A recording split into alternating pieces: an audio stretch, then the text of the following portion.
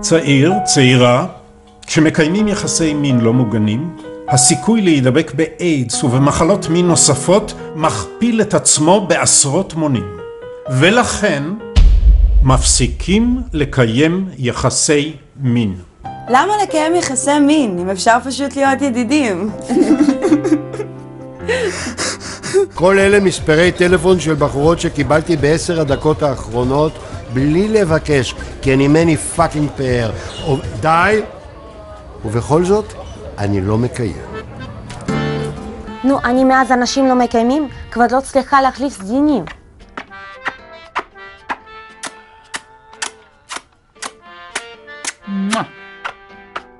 אני גם אם הייתי רוצה, אין לי... יא בתול! ים!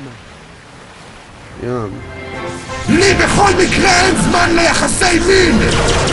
לכי מפה שירן! לא רוצה!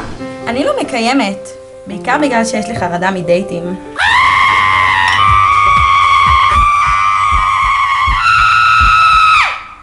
או שפשוט תשימו קונדום. אתה בא ללאנץ'? חיובי, מחפה עליך! אתה פוגע בי, אני הורג אותך.